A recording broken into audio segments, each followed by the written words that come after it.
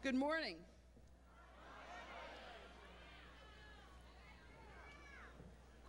My name is Shayla Airy, and the reason I'm up here is because I'm the Secretary of Higher Education. That's the reason I was invited. The reason I drove the Beltway and risked life and limb was to be here today with Governor Clinton. You know, as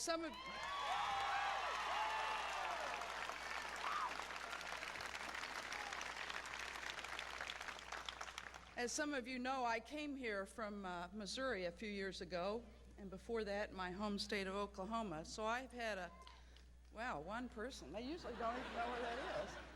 So I have had the opportunity to observe Governor Clinton over the years, close up in his leadership in his state and with the Education Commission of his state.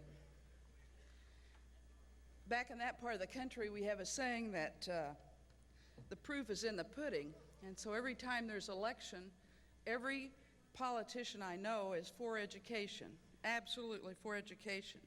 But let's look at the proof in the pudding, as we say back in my part of the country.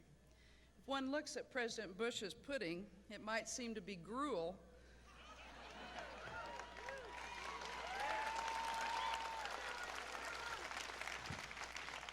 To over 1 million students who will not receive grants and loans and work study this year because of his proposals.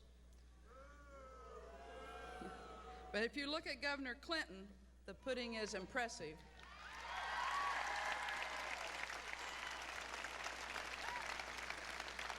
Arkansas students' test scores are up.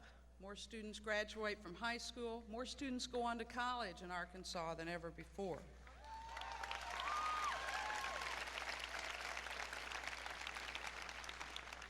The truth is that Governor Clinton has truly been an education governor, and he will be the first education president we've ever had.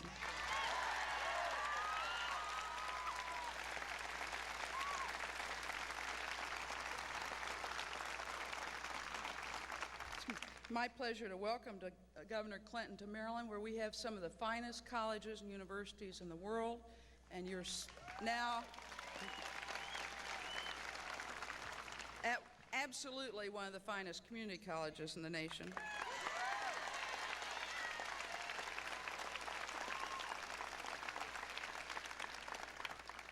Finally, my job this morning is to introduce a student whom I've had the pleasure of getting to know in the last year in the holding room, which is a euphemism for they captured us back there. It's a young man who represents the U.S. Student Association, and he attends the City College of New York. I'm pleased to introduce Chiuka Cornelius. He will introduce Governor Clinton. Thank you very much.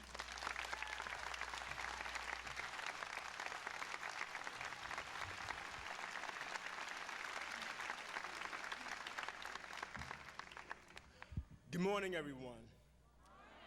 Is everybody here ready for a change? I know we're all here today because we're concerned about this country's future, particularly as it pertains to education. Because it's going to be the education of our youth today that will determine the future of this country tomorrow. Over the past decade, our great nation has slipped a little. It's fallen behind. And let me give you an example. Amongst inner-city urban youth not any different from the youth that took to the streets in LA, there has been a steady increase in high school graduation, while there's been a decrease in the amount of college enrollment among these same youth.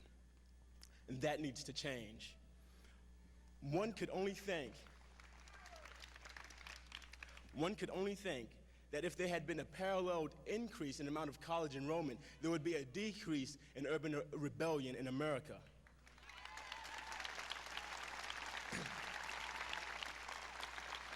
We must ask ourselves, why is there such a great disparity in college enrollment while there's so much great potential in this nation's youth? And one of the answers to that question is leadership. Actually, the answer to that question is a change in leadership. Because while the Bush administration has been in the White House, we've seen the first ever reduction in the education budget. Imagine in the 200 years of the presidency, we have the first reduction in the education budget while Bush is in the White House. We cannot allow this to continue. We must stop it and stop it now. We need a change.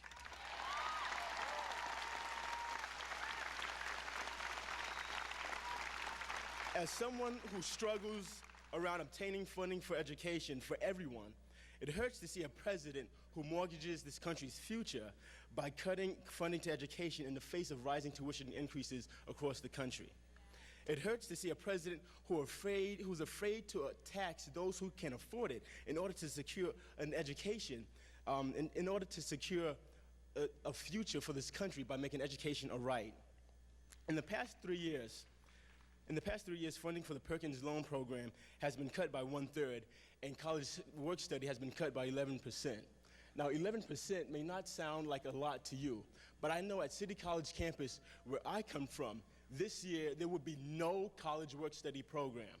No student on campus will be eligible to receive the college work-study at all. And this is a direct result of the Bush budget cuts to education funding. As Vice President of the United States Student Association, I receive calls from around the country every day where students are telling me that this is not just happening in New York. It's happening in LA, it's happening here in Maryland, it's happening everywhere, and that has to stop. We need a change.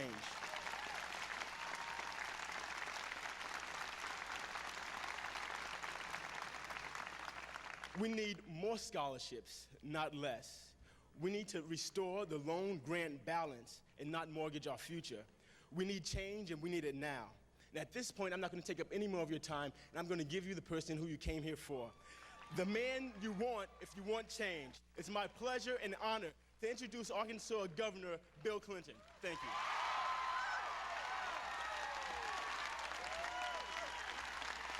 Thank you.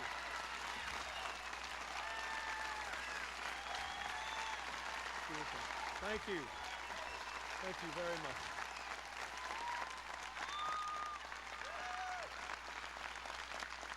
Thank you. Thank you. Thank you very much. Thank you. Thank you. Thank you. Thank you. Thank you very much. Thank you. Thank you. Thank you very much, Chiuka, and thank you, Shayla, and thank you, ladies and gentlemen. They were good, weren't they? I mean, I ought to quit while I'm ahead, just rest on their speeches. I want to thank all of you for being here. I have enjoyed seeing the signs in the crowd. The report card over here.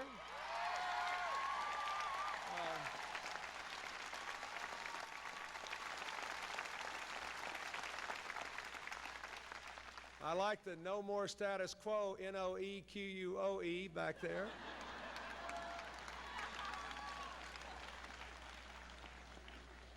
And when I was, when I pulled up, someone gave me a piece of paper explaining a new club along with a button, a Hillary Clinton fan club button. I appreciate that.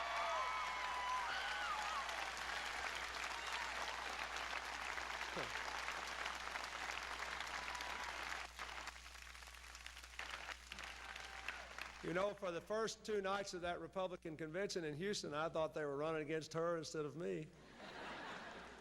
And the president, well, he said she could beat him too.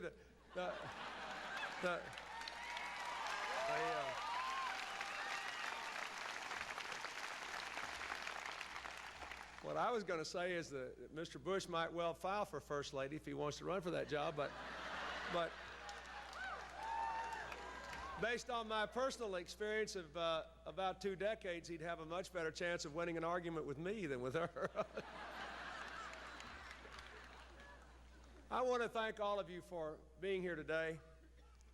I want to thank the president and the chairman of the Board of Trustees and all the faculty and the students of this fine college for having me here and for all of you turning out, for your concern about our future. Yesterday, I talked about the differences between me and the president in the way we would handle the health care crisis and what his proposals will mean for the elderly of our country. Today, I want to talk about the impact of this election on education. I have been to colleges and universities all across this nation, not only in this election season, but, as Shayla said in her introduction, for more than a decade now, searching for answers that work in education, searching for ways to expand educational opportunity. I was at the East Los Angeles Community College not very long ago, which is a big answer to what to do about the riots in Los Angeles. Give those kids a chance to be part of that kind of two-year program that will guarantee them a better future.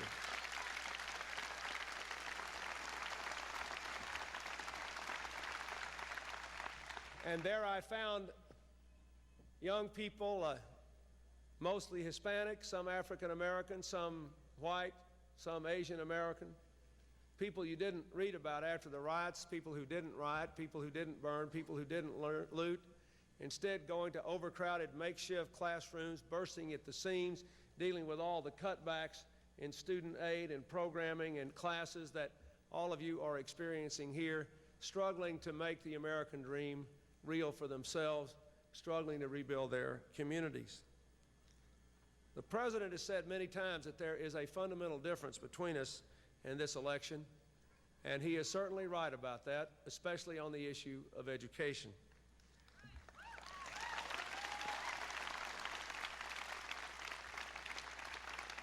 The economic philosophy of this administration is that you make the economy grow by putting more and more wealth into the hands of fewer and fewer people at the top, getting government out of the way and trusting them to make the right decisions to invest and to create jobs. I believe the way to make our economy grow is to invest in our people, our children's education, our workers' skills, our families' health care, our plant and equipment, our best ideas in research and development. They believe that you make an economy grow by putting money first. I believe you make an economy grow in a global economy by putting people first.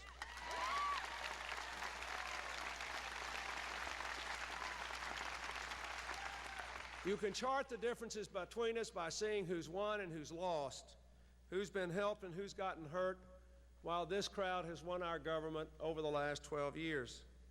For 12 years, they have rewarded people who cut deals and cut corners, who make money by pushing paper instead of those who make money by investing in new plants, new equipment, new businesses, those who work hard, play by the rules, and pay their taxes. And for the first time since the Roaring '20s, the top 1% of the American people now control more wealth than the bottom 90%. But while the rich have been winners, no American would have begrudged them that, since we all want in this free enterprise system to at least believe our children might grow up to be rich. No one would have begrudged that if the rest of us had been helped. But in 1980, we had the highest wages in the world. Now we're 13th. The census document itself shows that most Americans are working longer work weeks for lower wages, paying higher taxes on lower incomes, paying a bigger percentage of their income for housing and for health care, and yes, for education. Today, the United States Commerce Department issued its report on adjusted figures for 1991, in which it says that in 1991, there was a 2% real drop in the incomes of the American people. The first drop since 1982, the worst drop in over 30 years. I will say that again. Inflation was 4.4%, incomes went up 2.2%. There was a 2% decline in the workings and the earnings of the American people, even though they worked more hours than the year before or the decade before. And the average family is actually spending more hours on the job than they were 20 years ago. Now, that is the record.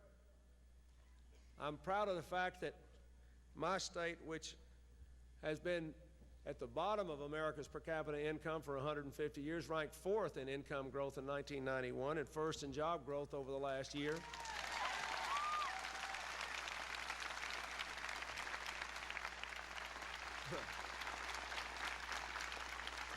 I say that only because there was what I'm sure was an unintentional omission at the Republican convention to put that fact before the American people. But I can tell you I got into this race for president because most of my folks are working harder for less too. And because unless we have a fundamentally different approach to what it takes for all of us to do better in America, to seize the American dream, we will all fall further behind. If you look at what they propose for the future, as compared with what our competitors are doing, the differences are stark. For example, everybody in this audience knows in general, if not specifically, that the high-wage, high-growth countries of the world, Germany and the rest of the European countries, the northern European countries, countries like Denmark, which a group of international businessmen said earlier this year had a stronger economic performance than America now, or countries like Japan, you know what they do, don't you? They invest more in education. They invest more in continuous training. They have closer partnerships between government, business, labor, and education. They continually invest in modern plant and equipment and research and development, and everybody's on the same side trying to figure out how to get the most out of every human being. Now, that is their strategy. That is my strategy for America. That's what we pioneered.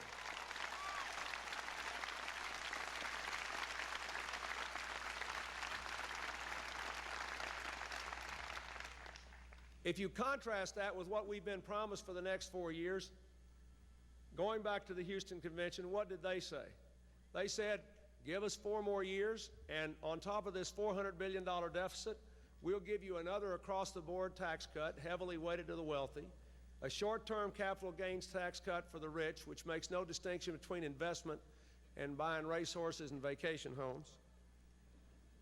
And we'll tell you how we'll pay for it later. Give us till January and we'll come up with the budget cuts. Now that was their line. That was their line. That's what they said. And then when asked after Houston, well, how are you going to pay for, we got a $400 billion deficit, how are you going to pay for more tax cuts? They said, spending cuts to be announced in January, trust us.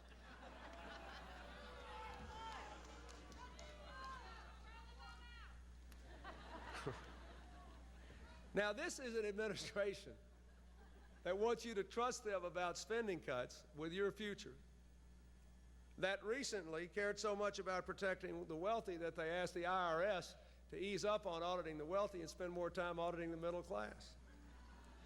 This administration last week and this president accused me of being a fear monger, that's their word, because I want to crack down on tax evasion by foreign companies doing business in the United States. Now,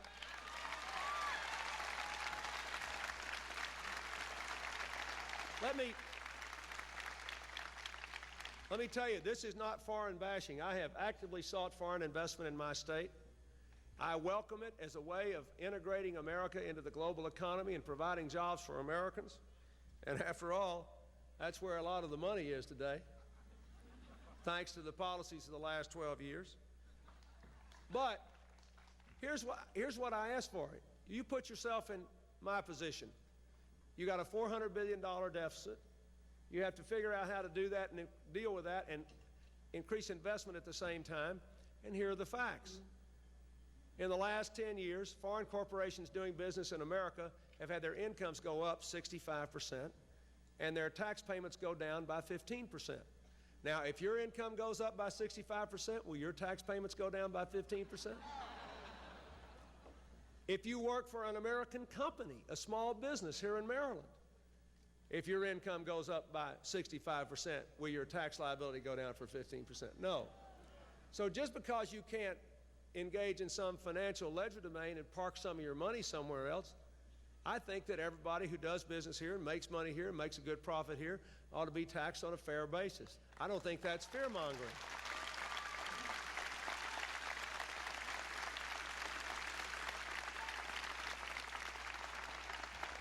But the main point is, these people want us to buy the same old thing we've been buying for 12 years times 2. Right? Here we are with a $400 billion deficit, and we cut our investment in the future while we quadruple the deficit, and they want us to do it just one more time. Yesterday, I talked about the specific recommendations that this administration had made to hurt veterans and the elderly. instead of dealing with the fundamental causes of the health care crisis and the deficit. Today, I want to talk about what is going to happen in education, depending on the outcome of this election. And keep in mind, as Mr. Cornelius said, there's been a cutback already in the federal commitment to education. We are spending 30% less of the federal budget on education than we were in 1980. And every time I say this, the administration says, well, we spend more on education than anybody in the world. Well, the truth is that there are 9 or 10 countries that spend a higher percentage of their income on kindergarten through 12th grade education than anybody in the world. We spend more on higher education than anybody in the world, but because of the way we spend it, the dropout rate from college is more than twice the high school dropout rate because we have priced it out of range for so many Americans. And that's what we have to face.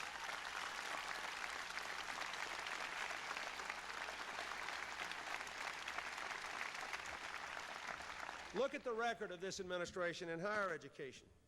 After a decade in which tuition costs were the only basic in the family's market basket of economic needs, it went up faster than health care. This president tried to cut back on grants and loans that help millions of young people from poor and middle-class families. If Congress had let him get away with it, George Bush would have cut off Pell Grants to over 400,000 students this year alone.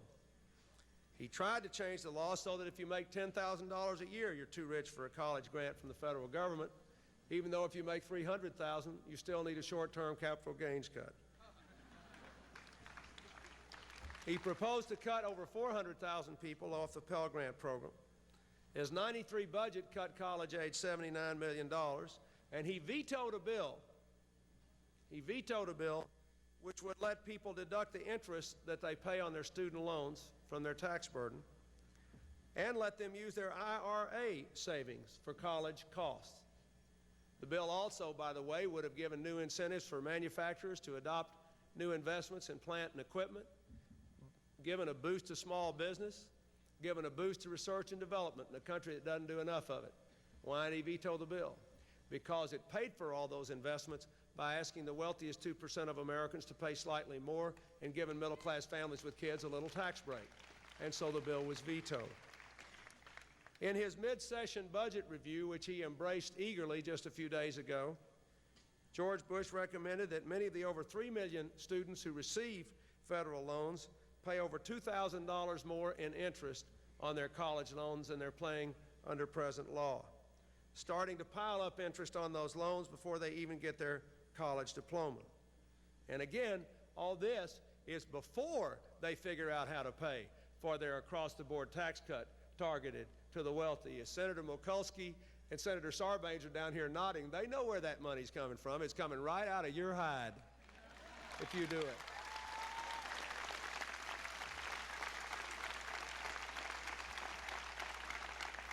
Look what this college has already faced as a result of budget cuts and a weak economy.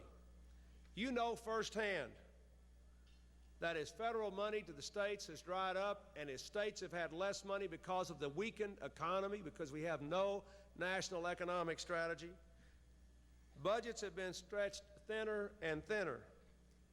And in Maryland, when something had to give, one of the things was this college. You've seen class sizes increase, evening classes cut, staff reduced, and for the first time in history, you will have to limit enrollment.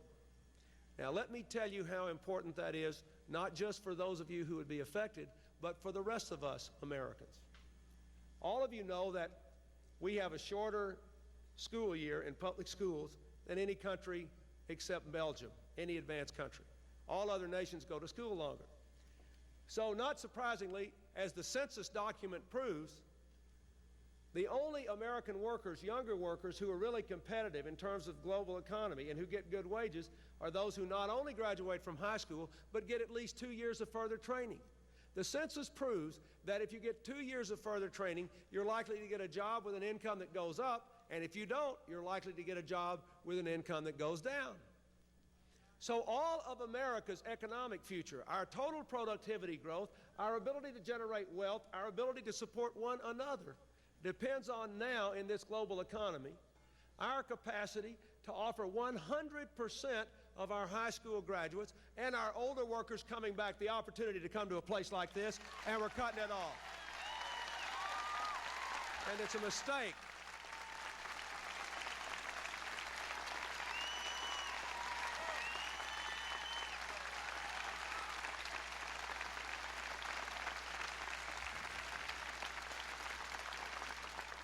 I want every one of you to just think in your mind, if you had the chance with a $400 billion deficit, with your country's economy growing much more slowly than many other nations, to decide a course for your country that included another across-the-board tax cut or an investment that would teach every adult with a job to read within the next 5 years, give everybody a chance to get a community college diploma, at least 2 years, and give everybody who wanted it the chance to go to a 4-year college and not drop out for financial reasons, which course would you choose? Anybody who understands the world would choose the course of education. Anybody.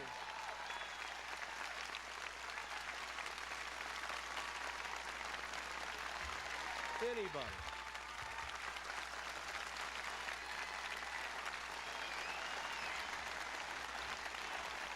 Thank you. Thank you.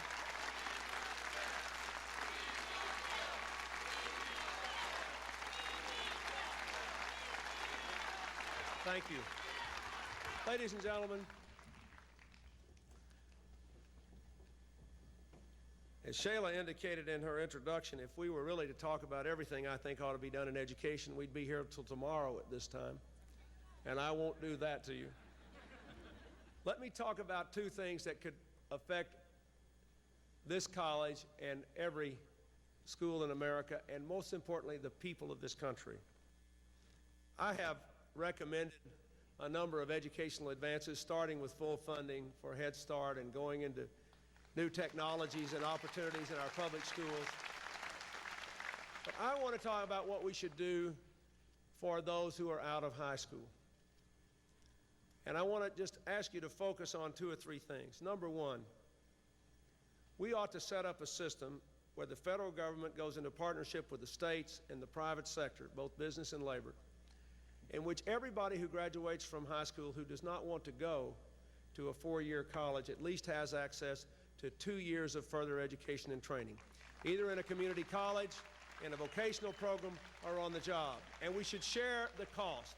100% of the people need to do that. Everybody who is at work today who is willing to go back to school should have the opportunity to be a part of this. You think of what would happen to America's per capita income if everybody with a job today was taught to read at the high school level and had access to a program at this college here. Think what would happen. And it wouldn't be very expensive.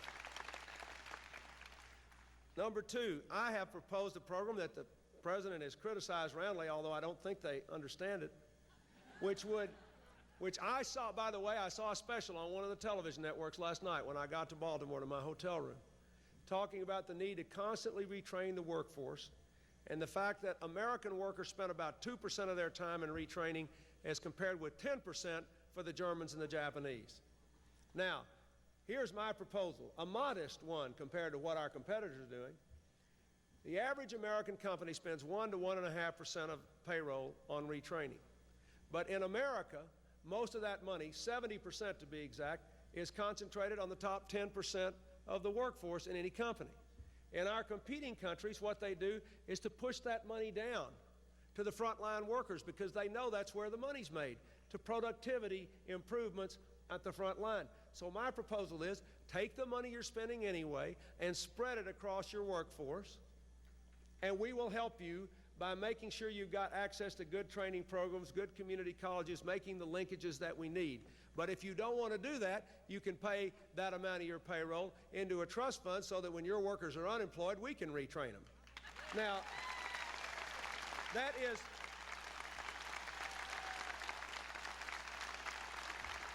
Keep in mind, and we have an exemption for small business in the thing, so keep in mind, we're asking people just to spend money they're spending anyway in ways that are good for the company, good for the workers, and good for the country.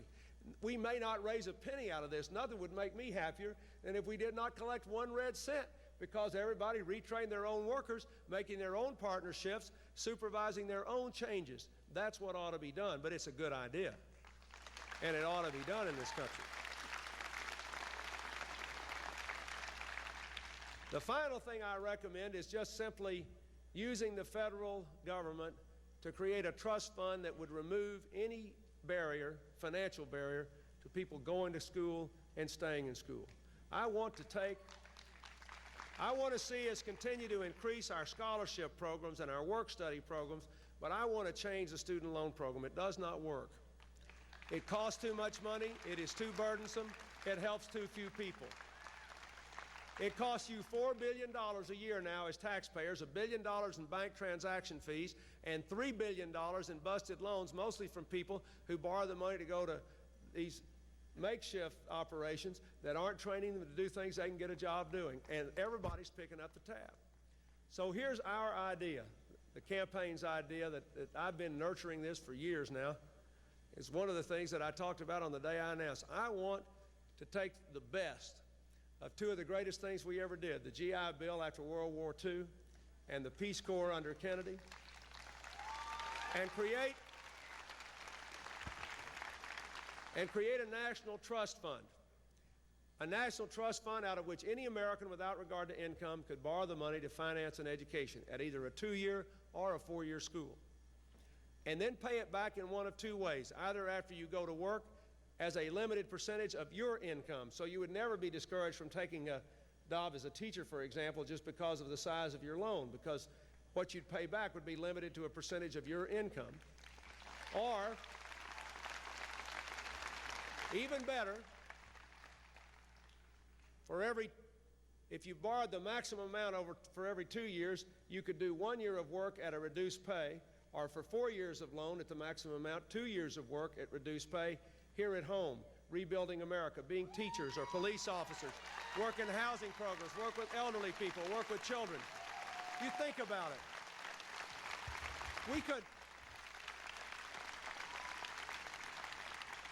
We could change the whole face of America with the brightest Americans giving 2 years of their lives to building this country.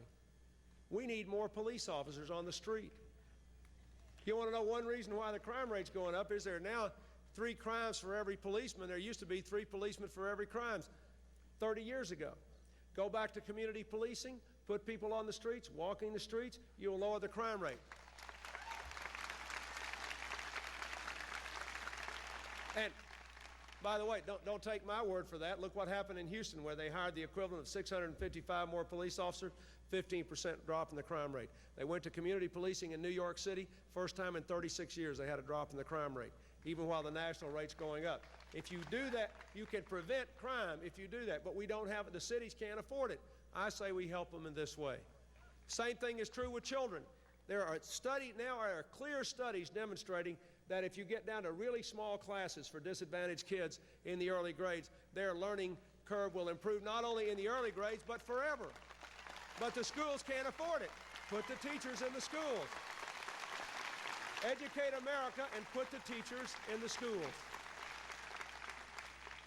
Now, let me say against all this, I still think we have to bring down the deficit, and I have offered a way to do it. It doesn't take it out of education and the necessary investments to grow this economy. The first thing we have to do is to bring health costs in line with inflation. And unless we do that, the deficit cannot be brought under control.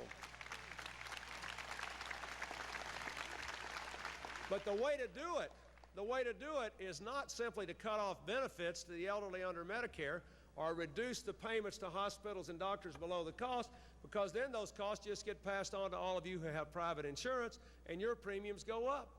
Then more and more businesses stop insuring their employees, and they get put onto some dole that they have paid for, and their costs are passed along.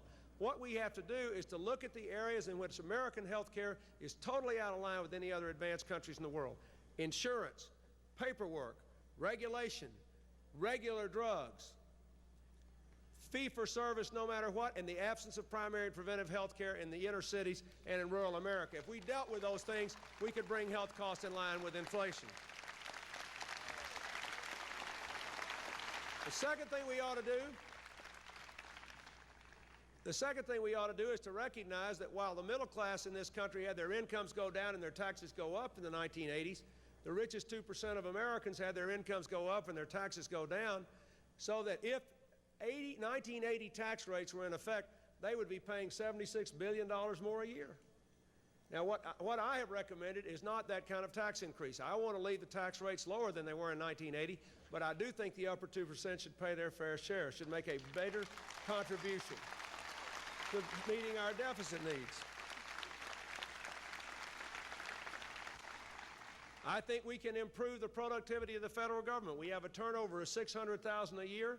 We have a higher percentage of federal employees for our population than countries do that don't rely as much as we do on state and local government. So we can reduce the federal workforce, but I want to do it by attrition, not by putting people in the street, by 100,000 over the next 3 years, and we can do that. I think we can save money, and let me say this won't affect this community college very much, but I also think that while proposing billions more for schools and colleges and funding, we ought to cut the overhead costs that the federal government now gives to universities for federally sponsored research. The abuses are unbelievable. We have examples where federal administrative dollars that ought to be spent in the laboratories for research and development to revitalize this country are being spent on parties, on silver services, on all kinds of administrative things having nothing to do with economic growth. Those things ought to be cut out. You'd spend the money better here, and we shouldn't keep spending the money on that.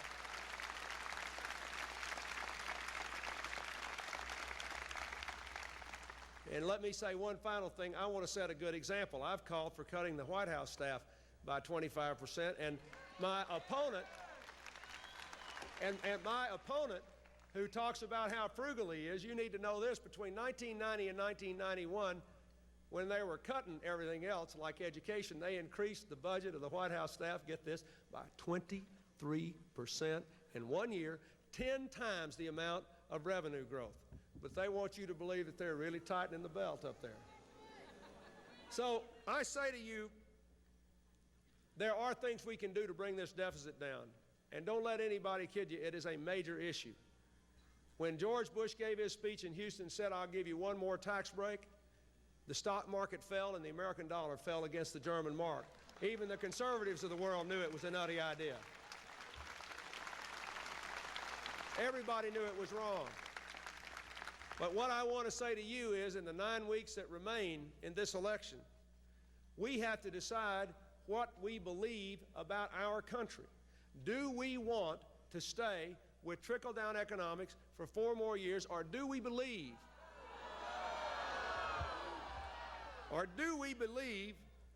that there is nothing wrong with the American dream? It hasn't failed, but these policies have, and we've got to change them. We've got to put the American people first again.